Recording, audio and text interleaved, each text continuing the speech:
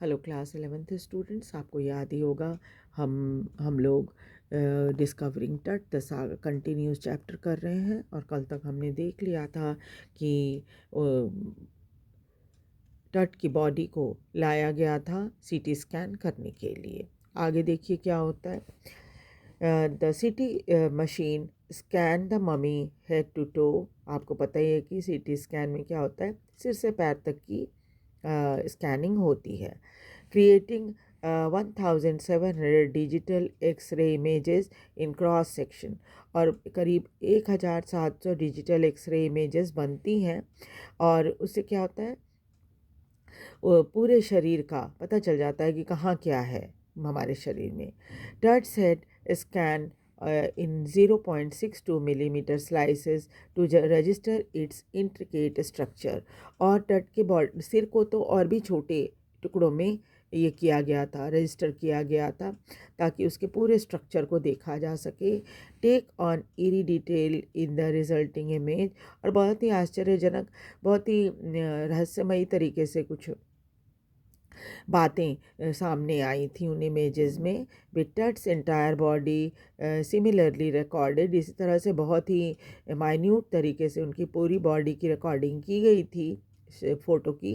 A team of specialist in radiology forensics anatomy began to probe secrets that the winged goddesses of the gilded burial shrine protected for so long। और बहुत सारे specialist की थी, जिसमें radiology, forensic और anatomy के specialist थे। वो सब आए थे ये देखने के लिए कि आखिरकार जो गॉडेस अब तक इसकी रक्षा करती रही है, इनके जो बरियल श्राइन है उसकी, जो काफ़ी लंबे समय से उसकी रक्षा करती आ रही थी, कौन सी, विंग्स गॉडेड, जो कि जिनको हम लोग देवदूत कहते हैं। वो उस तरह के रूप के लोग जो थे, जैसे लगता था कि उसके श्राइन की रक्षा कर रहे हैं। The night of the scan workman carried Tut from the tomb in his box. और जिस रात स्कैनिंग होनी थी तो बहुत सारे वर्कर्स जो थे वो टट के टूम से उस बॉक्स को लेकर आए। लाइक अ पॉल बेयरर दे क्लाइम अ रैम्प। और जैसे एक पॉल बेयरर होते हैं ना, कि जब किसी की डेथ हो जाती तो कॉफिन को कंधे पर रखकर आगे लाने ले जाने के लिए जो जो लोग होते हैं उनको पॉल बेयरर कहा जाता है। तो वो सब एक रैंप पर चढ़कर ऊपर आए। A flight of stairs into the swirling sand outside. और फिर सीढ़ियों से चढ़कर बाहर निकल कर आए जहाँ पर रेतीला मैदान था। Then rose on the hydraulic lift into the trailer that held the scanner. उसके बाद एक हाइड्रोलिक लिफ्ट की मदद से उस ट्रेलर तक लाया गया जिसके ऊपर स्कैनर रखा हुआ था, यानी सीटी स्कैन मशीन जो होती है वो रखी हुई थी।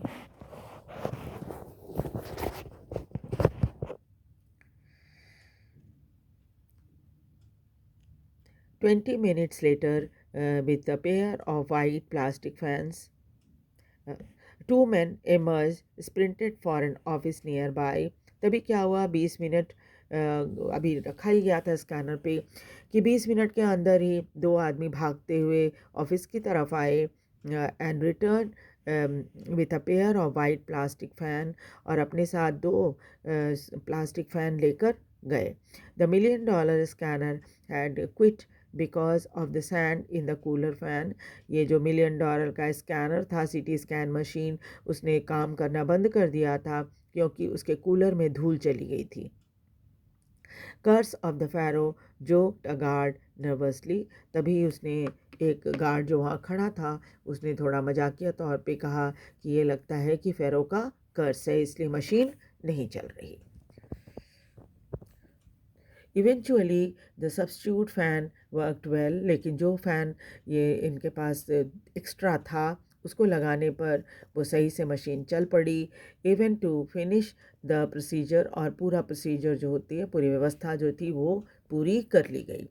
After checking that no data has been lost, फिर अच्छे से सारा चेक किया गया कि सब कुछ सही तरीके से रिकॉर्ड हो गया है डाटा या नहीं, कोई डाटा खो तो नहीं गया है। द टेक्नीशियन टर्न टट ओवर टू द वर्कमैन, उसके बाद टेक्नीशियंस ने टटके को वापस उन वर्कमैन को दे दिया जो उनको लेकर आए थे शुरू में।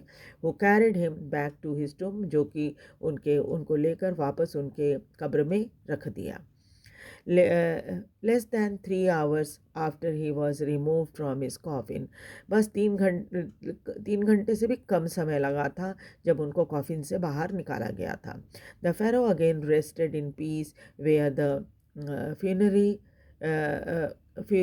funerary priest had laid him so long ago, और फेरो को फिर वापस उस शांति से उसी कॉफिन के अंदर रख दिया गया जिसको काफ़ी साल पहले जब उनकी मृत्यु हुई होगी, तो जो आखिरी रस्म करने वाले जो पंडित लोग होते हैं या प्रिस्ट होते हैं, उन्होंने जिस तरह से उनको वापस उनको लिटाया था कॉफिन में, उसी तरह से दोबारा उस टट को उसके कॉफिन में लिटा दिया गया। Back in the trailer, a technician pulled out astonishing images of Tut on the computer screen. उसके बाद ट्रेलर में जो टेक्नीशियंस थे उन्होंने बहुत ही आश्चर्यजनक इमेजेस जो थी कंप्यूटर स्क्रीन पर लोगों को दिखाई टट की। A grey head took shape from a scattering of pixel. जब स्क्रीन पर चलाया गया फ़ोटो को तो पिक्सल की मदद से एक सिर ग्रे कलर की सिर जो था वो दिखाई दिया। The technician spun and tilted it in every direction, और इस फोटो को जो कंप्यूटर पे आ रहा था उसको टेक्नीशियन किसी भी तरह से घुमाकर देख सकते थे, है ना। Neck vertebra appear as clearly as in anatomy class, और उसकी जो पिक्चर आई थी नेक वर्टिब्रा की ठीक वैसे ही आई थी जैसे किसी MBBS क्लास में जो होता है टीचर दिखाते हैं, वैसे ही बिल्कुल साफ़ सुथरा एनाटॉमी के क्लास की तरह बिल्कुल साफ़ सुथरी पिक्चर नेक वर्टिब्रा की आई थी। Other images revealed a hand, फिर दूसरी इमेज जो थी हाथ की थी। Several views of rib cage, फिर कई फ़ोटो जो थे रिब केज के थे। And trans section of skull, skull भी सब तरफ से आप देख सकते थे उसके। But for now the pressure was off, लेकिन अब सारी चिंता और दबाव जो था वो ख़त्म हो गया था। Sitting back in his chair Zahi Hawass smiled, अपनी सीट पर बैठते हुए ज़ाही हवास ने मुस्कुराते हुए कहा, visibly relieved that nothing had gone wrong, seriously wrong, और इसलिए वो थोड़ा रिलीव्ड महसूस कर रहे थे क्योंकि बॉडी को निकालने से लेकर वापस रखने तक के बीच में कोई ऐसी गंभीर घटना नहीं हुई थी या कोई ख़राब बात नहीं हुई थी। I didn't sleep last night, उन्होंने बताया कि कल रात मुझे नींद नहीं आई थी। नॉट फॉर सेकेंड, एक सेकेंड के लिए भी नींद नहीं आई। He said, I was so worried, मैं इतना चिंतित था।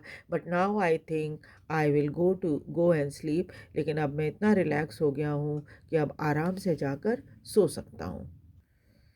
Bye the time we left the trailer, जब हम ट्रेलर के पास से हटे, descending metal stairs to the sandy ground, और मेटल के स्टेयर्स या सीढ़ियों से नीचे उतरकर जब हम रेतीली ज़मीन पर खड़े हुए, द विंड हैड स्टॉप्ड, हवा ने चलना बंद कर दिया था। द विंटर एयर ले कोल्ड, और ठंड की जो हवा होती है वो बहुत ही ठंडी थी, और स्टिल लाइक डेथ इटसेल्फ, जैसे अक्सर जो मृत्यु को ठंडक से जोड़ा जाता है।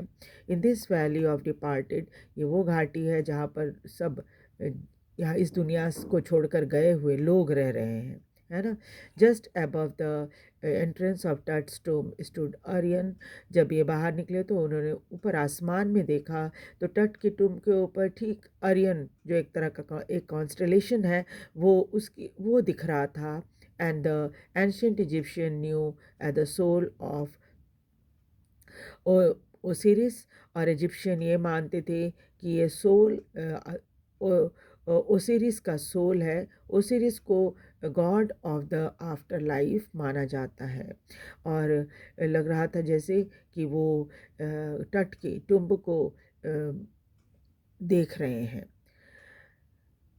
आफ्टर लाइफ मतलब कि मृत्यु के बाद के देवता माना जाता है ओसिरिस को, जो कि इजिप्शियन ऐसा मानते हैं। Watching over the boy king, ऐसा लग रहा था जो कि तट के टुम के ठीक ऊपर ओसिरिस जो खड़े हैं वो अपनी नज़र इस बॉय किंग के ऊपर लगातार रखे हुए हैं।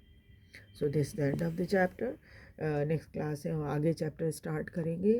आपको ये वीडियो कैसा लगा, इसे लाइक और सब्सक्राइब भी ज़रूर करें, और शेयर भी करें ताकि दूसरे बच्चे भी इसे देख सकें। Thank you very much.